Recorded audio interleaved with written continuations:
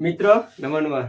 आज हम आप लोग को बिहार बोर्ड क्लास 10th के बारे में बताएंगे कि संस्कृत में हम 100 मार्क्स में से 95 मार्क्स कैसे ला सकते हैं। सबसे पहले हम सिलेबस उसको बताएंगे और कुछ व्याकरण का टॉपिक है उसको भी बताएंगे। यानी इन सभी को पढ़ करके, यानी अभी से इन सभी को पढ़ करके क्या हम 95% ला सकते हैं क्या?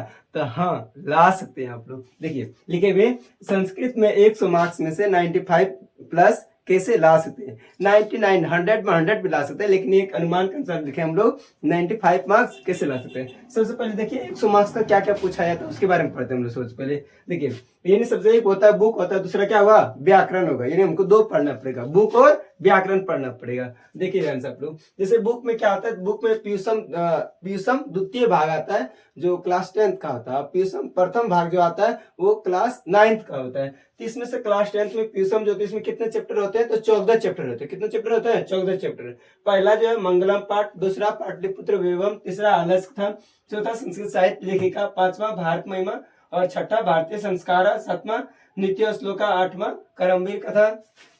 करमवीर कथा होते हैं और नमा जो है स्वामी दयानंद होते हैं, 10वां मंदाकिनी वर्णन में और 11वां व्याघ्रपति कथा और 12वां है कर्णस दानवीरता और ये 13वां विश्व शांति और संस्कार है। यानी इसमें से हमको बुक भी पढ़ना पड़ेगा। बुक पढ़ेंगे तो हमको ऑब्जेक्टिव और सब्जेक्टिव सारा बन जाएंगे। यानी बुक में देखे ना, यानी बुक में से कितना नंबर हमको सब्जेक्टिव पूछा जाएगा तो हमको मात्र देखिए, यानी इसमें से बुक हम पढ़ लेंगे, पूरा हम बुक पढ़ लेंगे, इसमें से सब्जेक्टिव, यानी बुक में से हमको सब्जेक्टिव मात्र 8 गुना 2 यानी 16 नंबर ही पूछा जाता है। यानी बुक हम पढ़ लेंगे तो 16 नंबर हमको आएगा। किससे आएगा? बुक से आएगा। ये किसमें? तो सब्जेक्टिव में हमको मात्र 16 नंबर ही आएगा। लेकिन देखो व्याकरण की तरफ चलता है, व्याकरण का पोर्शन सबसे ज्यादा होता है। व्याकरण ये समझ में आ गए बुक के क्या क्या पढ़ना है हमको, ठीक है। अब व्याकरण की तरफ चलते हैं, यानी ग्रामर क्या क्या पढ़ना है हमको। सबसे पहले वर्ण आता है, वर्ण हमको पढ़ेगा। स्वर, वर्ण, स्वर या व्यंजन कितने होते हैं। जैसे संस्कृत में जो स्वर होते हैं वो 9 होते हैं और हिंदी में जो स्वर होते हैं 11 या 13 होते हैं। इसके बारे में पढ़ेंगे। उसका हमको कर्ता पढ़ना पड़ेगा, कर्ता के साथ उसके बाद लकार भी पढ़ना पड़ेगा। लकार से बहुत सारे क्वेश्चन आते हैं, ऑब्जेक्टिव में आते हैं। उसको धातु रूप कुछ है, जैसे धातु रूप हो गया, जैसे पट का हो गया, गम का हो गया, गच का हो गया, इस प्रकार से पढ़ना पड़ेगा। शब्द रूप पढ़ना पड़ेगा, जैसे बालक का हो गया, लता का हो गया, मुनि का हो गया, गुरु का हो गया, साधु का हो गया, इन सबको पढ़ना पड़ेगा। फिर इसमें से हम लोग कारक पढ़ेंगे। देखिए कारक पढ़ेंगे, कारक पढ़ना पड़ेगा, संधि पढ़ना पड़ेगा, उपसर्ग पढ़ना पड़ेगा, प्रत्यय पढ़ना पड़ेगा, समास पढ़ना पड़ेगा, अव्यय पढ़ेंगे। यानी इन सबों को सबसे पहले पढ़ लेंगे ना तो सबसे ज्यादा पोर्शन एक चीज का भारी होता है। यानी इन सब हम पढ़ लेंगे पूरा तो एक अच्छे नंबर के साथ ला सकते हैं। देखिए यानी हम क्या क्या पढ़ेंगे, यानी कारक, संधि और समास, कारक, संधि और समास और प्रत्यय और उपसर्ग, इतना हम यानी संस्कृत में हम पढ़ लेंगे। यदि हम संस्कृत में कारक को पढ़ लें, संधि को पढ़ लें, उपसर्ग को पढ़ लें, प्रत्यय को पढ़ लें, समास को पढ़ दें तो ये संस्कृत के अलावा हमको हिंदी में भी नंबर देके जाएगा। यानी आप संस्कृत में ये टॉपिक को पढ़ लेते हैं, आपको नहीं भी पढ़ते हिंदी में तो कोई दिक्कत नहीं, हिंदी का सारा क्वेश्चन आपको बन जाएंगे। यदि आप संस्कृत में इस टॉपिक को पढ़ लेते अच्छे से तो कोई दिक्कत नहीं होगा। देखिए इसमें देखिए, इसमें सब पूछा जाता है, सब्जेक्टिव में लगभग आता है, ऑब्जेक्टिव टाइप में आएंगे, लेकिन सबसे ज्यादा यही पोर्शन होता है। आप देखते हैं क्या इतना सिलेबस समझ में आ गया होगा। आप पूछते देखते हैं हम लोग क्या एग्जाम में क्या क्या क्वेश्चन पूछे जाते हैं, किस प्रकार से क्वेश्चन आते हैं, तो उसको ध्यान से देखिए। देखिए व्याकरण से जो होते हैं वो 34 नंबर का आता है। व्याकरण कितने नंबर का आते हैं? 34 नंबर का आते हैं। देखिए पहला जो होते हैं, ये पहला जो है अपठित गद्यांश। अपठित गद्यांश का क्या होता है, यानी हम उसको कभी पढ़े हुए नहीं रहते, उसको हमको दे देगा एक गद्यांश, उसी में क्वेश्चन मिलेंगे, आंसर मिलेंगे, उसको खोज करके हमको बताना होता है। तो एक आता है 7 नंबर का, दूसरा आता है 6 नंबर का, यानी हमको 13 नंबर का गद्यांश आता है। अपठित गद्यांश से 13 नंबर आ जाएंगे। देखिए दूसरा जो होता है संस्कृत में पत्र लेखन। पत्र लेखन 2 भी आते हैं, एक आता है 4 नंबर का, दूसरा बनाना जो होता है वो 4 नंबर, यानी 8 नंबर हमको पत्र लेखन से आ जाएंगे। और देखिए संस्कृत में अनुच्छेद, अनुच्छेद कुछ ना होता है, जैसे मान लो सरस्वती पूजा पर दे दिया है तो आपके प्रिय कवि दे दिया है, ये तो मम विद्यालय दे दिया। इसमें से आपको कुछ नहीं करना है, कुछ नहीं आता है, तब सिंपल ये करना है कि आपको 7 वाक्य सोच सोच के छोटा छोटा कर्ता और क्रिया स्पष्ट रूप से मिलना से हम बना लेते हैं तो 7 नंबर, मेरा 7 नंबर पक्का ये आ जाएंगे।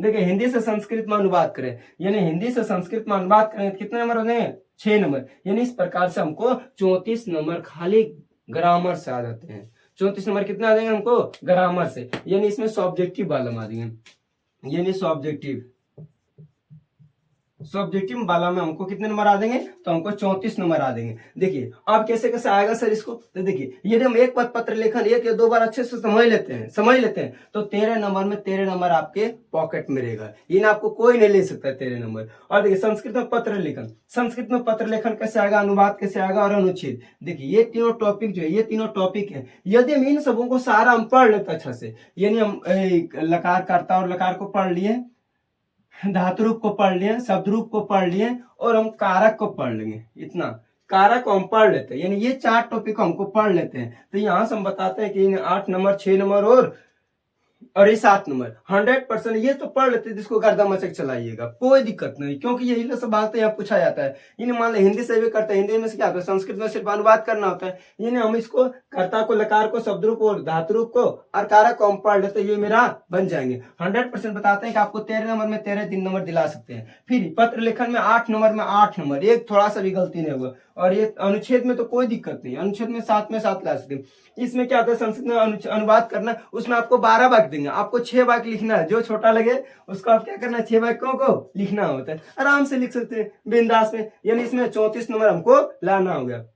और देखिए एक बात है, आप बोले थे बुक वालम से कितना नंबर क्वेश्चन पूछा जाएगा, तो बुक वालम से 16 नंबर मात्र क्वेश्चन पूछा जाता है, सब्जेक्टिव में पूछा है तो 16 नंबर, यानी लघु उत्तरीय प्रश्न 8 गुना 2 यानी 8 क्वेश्चन को हमको बनाना पड़ेगा, वो प्रत्येक 2 नंबर का होंगे, यानी 16 नंबर। आप देखिए ये ग्रामर वाला और बुक वाला कितना नंबर हो गया, 50 नंबर। 50 नंबर ये हमारा हो गया सब्जेक्टिव वाला, यानी सब्जेक्टिव 50 नंबर, हम 50 नंबर ला सकते हैं।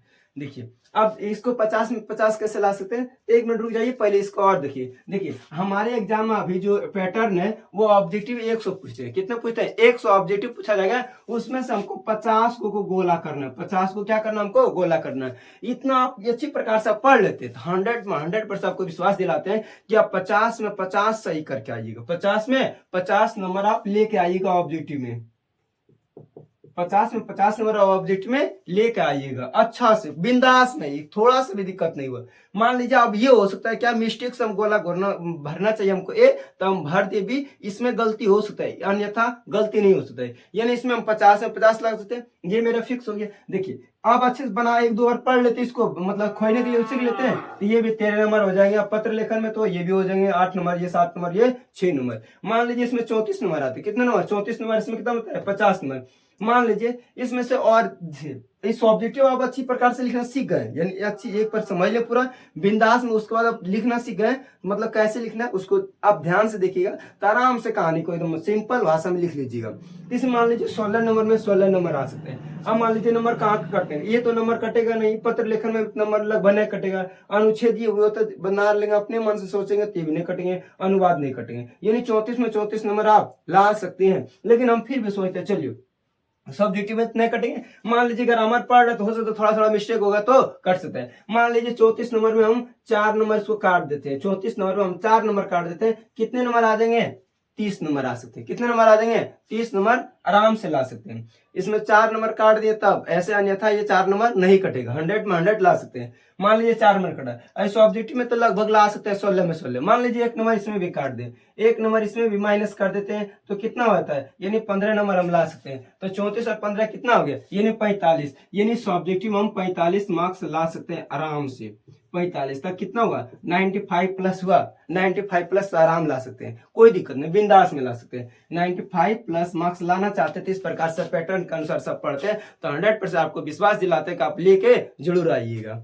देखिए और मान लीजिए ठीक है 90 प्लस इतना तुम ला सकते, अभी से पढ़कर भी ला सकते, अभी से पढ़कर भी ला सकते हैं। आपको कहीं भी दिक्कत हुआ ये कमेंट बॉक्स में आप जरूर बताइएगा, जो भी सारा टॉपिक एक करके लेकर हम आते ही रहेंगे। आज के लिए इतना ही, नमो नमः।